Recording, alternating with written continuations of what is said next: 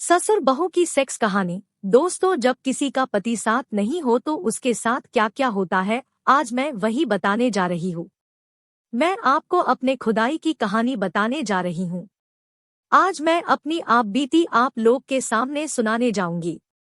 मेरी यह खुदाई कहानी मेरे और मेरे ससुर और मेरे देवर के बीच में है। आजकल दोनों अपने नागराज से मेरी गुफा को खोद खोद के फैला कर दिया है। यह सब कैसे हुआ, क्यों हुआ, कब से हुआ, अभी आप सब जानेंगे। मैं जयपुर की रहने वाली हूँ। मेरे पति फौज में है। वह साल में बस 1 महीना के लिए ही आते हैं। घर में मैं, मेरे ससुर और मेरे देवर रहते हैं। मेरी सास नहीं है, मेरी कोई ननद नहीं है, तो घर में मैं अकेली औरत हूँ। और अकेली औरत तो कैसे होती है, दोस्तों को आपको भी पता है। अकेली औरत तो कैसे होती है, दोस्तों को आपको भी पता है। एक दिन की बात है, मैं बैठकर रो रही थी तो ससुर आए और पूछने लगे, बेटी तुम्हें क्या हुआ है, क्यों रो रही है, तुम्हें उनको बोल दे पति ज्यादा रहे हैं। मैं अकेले रहती हूँ। हर एक पत्नी चाहते हैं कि उसका पति साथ रहे, उसके साथ अपना सुख दुख शेयर करे, पर मेरे साथ ऐसा नहीं है। मैं अपनी बात किसको बताऊं, मैं घर में अकेली औरत हूँ, मुझे कुछ समझ नहीं आ रहा।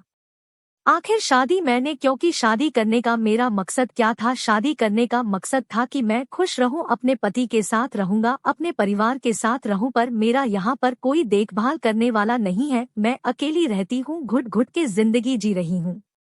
दोस्तों, सच्चाई तो यह है कि मैं मस्त जवानी में हूँ। मेरी बड़ी बड़ी चूचियां किसी काम के नहीं है, कोई हाथ करने वाला नहीं था इस पर। मेरे गोल गोल पिछवाड़ा, मेरी गुफा, मेरे कुल्हे बंजर भूमि के तरफ हो गया है। कोई देखने वाला नहीं, कोई खोजने वाला नहीं, कोई उगाने वाला नहीं। सिर्फ कहानियां सुनकर कितनी अपनी गुफा शहला लूंगी। दोस्तों, सच्चाई तो यही है कि मुझे भी खुदने का मन करता है। मुझे तो अभी कुछ दिन से ऐसा लगने लगा था कि पति ना सही कोई और ही मुझे खोद दे। सच्चाई तो यह है कि मैं भी यही चाहती थी कि मेरा ससुर मुझे खोदे या मेरा देवर मुझे खोदे, पर कोई जरूर खोदे। अब मैं बिना नागराज के नहीं रह सकती थी।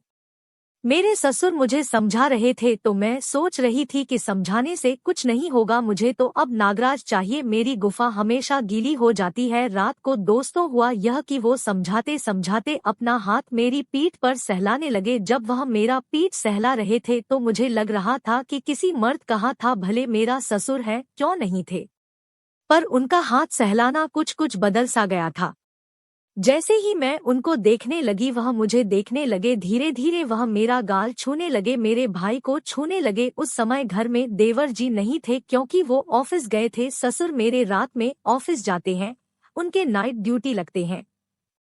उसके बाद मेरे दिल को छूने लगे, उसको छोटे छोटे अपना मेरे करीब ले आए, अपना वोट मेरे करीब ले आए और मेरे गाल पर चुम्मा लेने लगे। मैं सहम गई। मैं बोली, ससुर जी यह क्या कर रहे हैं आप, मैं आपकी बहू। तो बोले, मुझे पता है एक जवान औरत को क्या चाहिए, एक लड़की जो ज्यादा दिन तक अपने पति के साथ नहीं रही है उसे क्या चाहिए। देखो बेटी, शारीरिक संबंध किसी से भी बना लो चलता है, नहीं बनाओगे तुम्हारा पति याद आएगा। मुझे भी यही लगा, पति का कुछ भरोसा नहीं, कब आता है नहीं आता है। अपनी जिंदगी क्यों खराब करूं। रही बात ससुर से रिश्ते की, तो जब वो मुझे सब कुछ दे रहा है तो खुदने में मुझे क्या जाता है, इसलिए मैं भी कुछ नहीं बोली। वो मुझे किस करने लगे और मैं भी उनको किस करने लगी। धीरे धीरे मैं आवेश में आ गई, उनको लिटा दी और उन पर चढ़ गई। वो मेरे ऊपर क्या चढ़ते, मैं भी ऊपर हो गई। उनका कुर्ता उतार दिया और चूमने लगी। तुरंत ही मैं अपना ब्लाउज खोल दी, ब्रा भी खोल दी और उनके नागराज पर बैठ गई। धीरे धीरे उनका नागराज बड़ा हो गया, मेरी गुफा के बीचों बीच आ रहा था, इसलिए मुझे फील हो रहा था। दोस्तों, फिर क्या था, मैं पेटीकोट भी खोल दी और उनका कपड़ा भी उतार फेंका। उन्होंने मुझे झटके से नीचे किया और मेरे ऊपर चढ़ गए। वो मेरी चूचियां दबाने लगे, मेरी गुफा सहलाने लगे। मैं हाथ ऊपर की तो वो मेरी कांख यानी बगल चाटने लगे। ओह, क्या बताऊं, ऐसा तो पति ने भी मेरे साथ नहीं किया था कभी। उसके बाद मुझे पलट दिए और मेरी पीछे चाटने लगे। ऐसा तो शायद कोई नहीं करता, पर ना उनको शर्म था ना उन्हें घृणा आ रही थी। वो मेरी पीछे वाला छेद चाट रहे थे। मैं तो बहुत ही ज्यादा कामुक हो गई। और बोली मुझे पति की कोई जरूरत नहीं, अगर आपने मुझे ऐसा किया और मुझे खुश कर दिया तो वो बोले मैं पहलवान हूँ, मेरा नागराज जितना मोटा और लंबा किसी का भी नहीं मिलेगा। और उन्होंने नागराज मेरे मुंह में दे दिया। मेरी सांस रुकने लगी थी क्योंकि था में बहुत बड़ा नागराज उनका। दोस्तों उसके बाद वो मेरे पूरे शरीर को चाट दिए। मैं तरबतर हो गई, मेरी गुफा गीली हो गई। मैं खुद ही अपने से अपनी चूचियां मसलने लगी। मेरे दांत कटकटा रहे थे, खुद ही होठ काट रही थी अपने दांतों से। उसके बाद उन्होंने अपना मोटा नागराज निकला और मेरी गुफा पर पहले 5 मिनट तक रगड़ा, ऊपर से नीचे तक। मैं पागल हो गई थी। मुझे जल्द से जल्द अंदर चाहिए थे, पर वो ललचा रहे थे और मुस्कुरा रहे थे। अचानक वो चूत के बीच में नागराज लगाकर जोर से घुसा दिए। दर्द से करा उठी, पर नागराज पूरा अंदर तक चला गया था, क्योंकि गुफा में फिसलन काफी ज्यादा हो गया था। मैं लंबी सांस ली और मुंह से अय्य की आवाज निकल पड़ी, और फिर क्या बताऊं, वो जोर से करीब 10 धक्के दिए, जोर जोर से। हर एक धक्के पर वो है, और मैं करती आ आ आ आ आ। फिर वो मेरी चूचियों को दबाते, मेरी बगल को चाटते, और मैं जोर जोर से सिहरना करती, और मैं पीछे गोल गोल घुसाकर उनका नागराज अंदर बाहर करने लगी। वो मुझे पलट कर खोदने लगे, उनका पूरा नागराज मेरी बच्चेदानी तक जा रहा था। मैं भी जोर जोर से धक्के दे रही थी, वो भी पेल रहे थे। मजा आ गया करीब 1 घंटे की खुदाई में। ये मेरी पहली खुदाई थी जिसमें मैं संतुष्ट हुई थी। फिर हम दोनों एक दूसरे को चूमते हुए सो गए। करीब 1 घंटे बाद उठे, फिर कपड़े पहने। ये सिलसिला चलता ही रहा।